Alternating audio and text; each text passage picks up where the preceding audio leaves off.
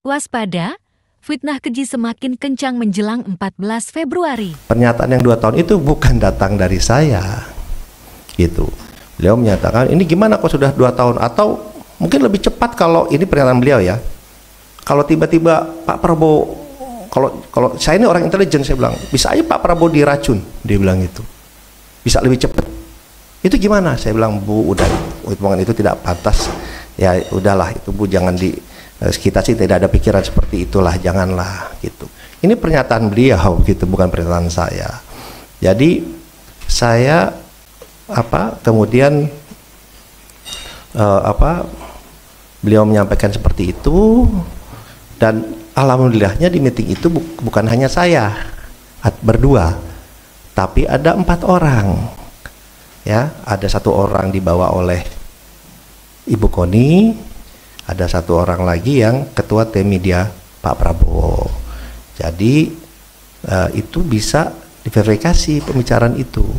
Tapi yang saya sayangkan yaitu pernyataan dari Ibu Koni yang seorang intelektual di masa-masa tenang ini mengeluarkan videonya beredar sangat masif ya di hari ini gitu. Ya kami pun melihat bahwa di masa-masa tenang dan di saat-saat ini juga banyak sekali berita-berita hoax, berita-berita yang tidak benar, isinya fitnah yang ditujukan kepada Pak Prabowo, pada tim, dan juga ternyata sekarang kepada saya.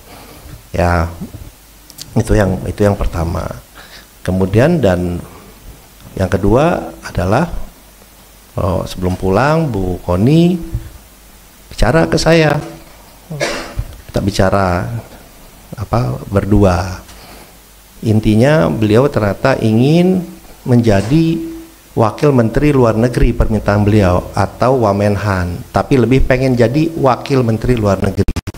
Saya bilang, Bu, itu bukan domain saya, tapi kalau Ibu bekerja, Ibu ke Pak Prabowo, mungkin ada penilaian lain, itu prerogatif Pak Prabowo, silakan disampaikan ke beliau. Jadi itu keinginan dari Ibu Koni yang disampaikan saya, ingin menjadi wakil menteri luar negeri, keinginannya, atau Wamenhan, tapi lebih ke Wamenlu.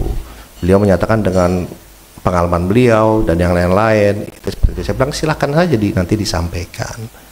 Jadi itu yang bisa saya sampaikan ya.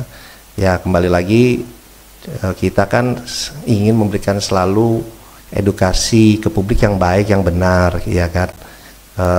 Ya hal-hal seperti ini saya sih menanggapinya pas saya dikasih tahu ya, saya sih senyum saja, bilang ya ini fitnah seperti ini ya pastinya bermunculan lah pada saat-saat seperti ini. Tapi saya disarankan oleh tim legal kami, ada Pak Habib dan yang lain, bikin konferensi pers, kasih tahu apa adanya, kasih tahu kebenarannya, supaya masyarakat dan publik ini juga tahu gitu ya.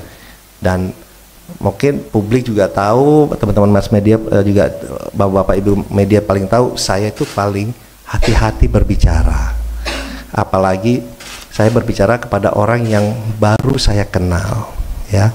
Jadi itu yang bisa saya sampaikan.